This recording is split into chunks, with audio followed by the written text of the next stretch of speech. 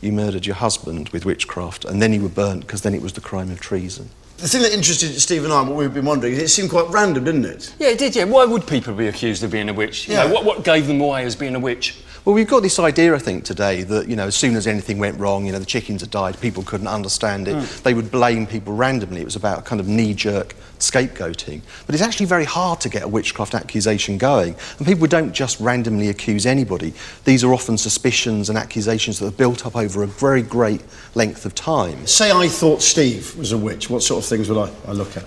Well, Steve would, if he were a witch, he would have diabolical familiars that fed on a secret part of his body, on some kind of teat. Okay. So you would strip him and search him and look for that mark. What exactly do you mean by familiar? Well, some witches are seen to actually, you know, cavort around with the devil, but most of them, it's understood they have familiars or imps that take the shape of animals such as cats or dogs or mice. Did you say dogs? No, it's not start looking like that. No, I've seen that dog, the mudhound. Stolly hangs around with you at the beach, definitely.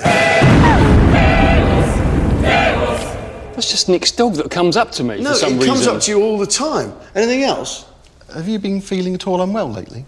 I have, yeah. In fact, I've got a sort of jaw ache today and actually a slight ear infection. No, this is a stitch-up again. No, I'm saying it's true. I have been feeling slightly ill ever since I started filming with you. Malcolm, tell him I can't do any of this. No, I'm just tell him, Malcolm. You don't know well, you could try saying the Lord's Prayer, and then if you stumbled part the way through, it might be a sign that the devil was trying to stop you. OK. So if, hypothetically, we were accusing Steve of being a witch, purely hypothetically, maybe we should have a bit of a go for a bit of fun.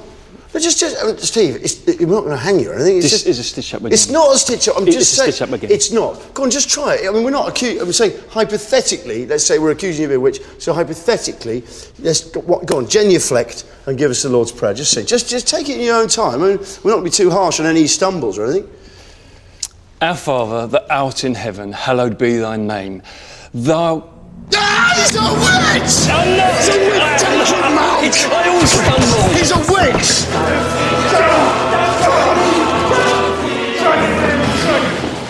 Right, the next thing that needs to happen is we need to look for the diabolical marks, which are the points, the teats, where the devil's imps, the diabolical familiars would feed upon his body. And for that, Steve's going to need to strip. Steve, strip.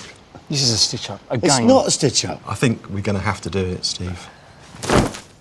Right, so the sort of thing that the searchers in the 17th century would have been looking for is any kind of unusual mark, like a wart or a mole. And often they believed that actually the marks were sort of in a genital area. Whoa! Whoa here! I don't think we've got to look very far because, hello, right in the middle. That's a nevus! Malcolm, I'm not kidding. Would that qualify? Don't know you on a close-up there, but look. Well, it's the sort of thing that the Witchfinder General might have looked at and said, you know, that's an unusual mark, but it's the sort of thing that might have actually been... What, that mark there? Might have been grounds for suspicion, something like that, possibly. It's a mole. Everyone has them. It just so happens mine's red. He's a witch! It's a mole! It's not, Steve. That is a witchy nipple. One of the things the Witchfinder General does, he sets himself up as an expert in these things, so that people would trust that his judgment of these things. If you're going to start burning people's womenfolk, you've got to have a bit of authority. You can't just do it willy-nilly.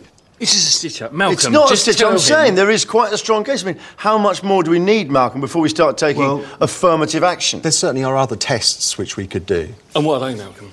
Well, I think that the swimming ordeal would be the next test that would have to be done. I mean, hypothetically, I don't know what it is yet. What does it involve? I'll tell you if we need to do it. It involves taking Steve to the local village pond.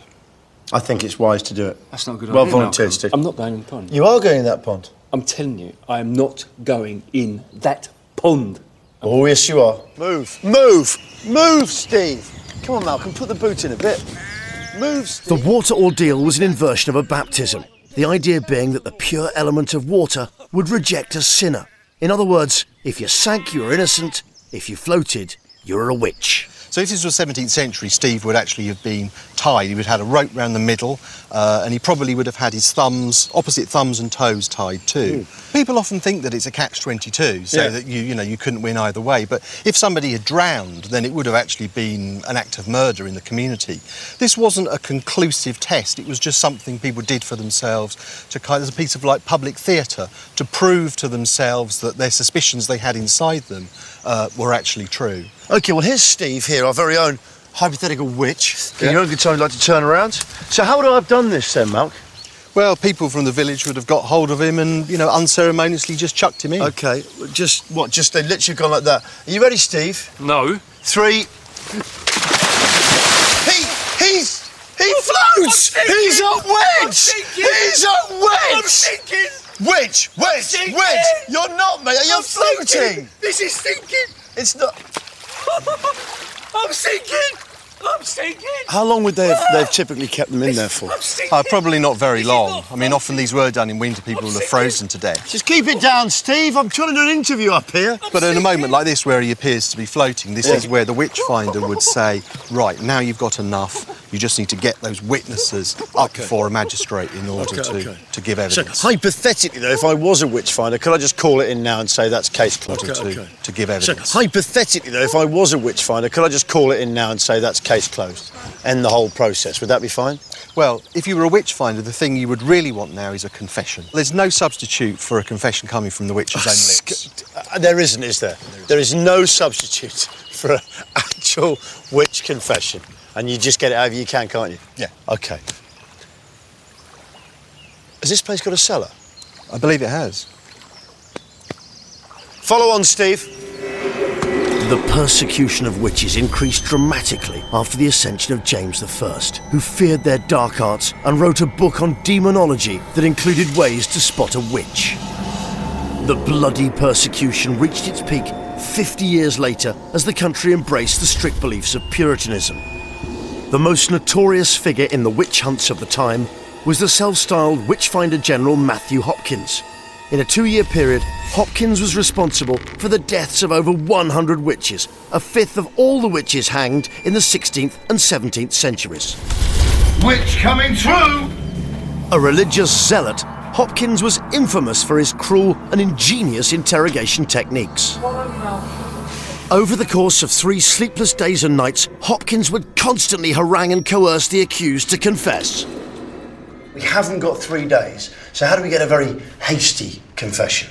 Well, one of the ways of getting a confession is to ask a leading question where the answer is already contained within the question. Yeah. So not ask, are you a witch, but ask, how long have you been a witch? OK, go on, And ask. to be persistent. So, you know, how long have you been a witch? I keep telling you guys, I'm not a witch. That wasn't his question. His question was, how long have you been a witch?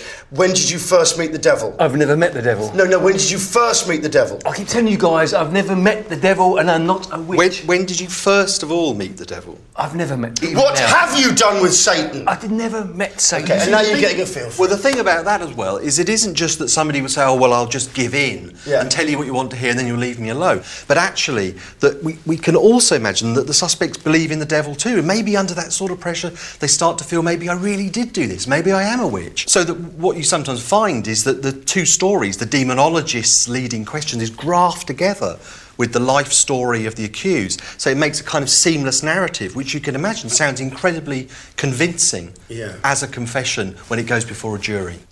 So what happens if I confess to being a witch? You're confessing to witchcraft. Did you just say I confess to be a witch? No, I said, what happens if I confess to being a witch? Malcolm, our work here is done. If, I said, if.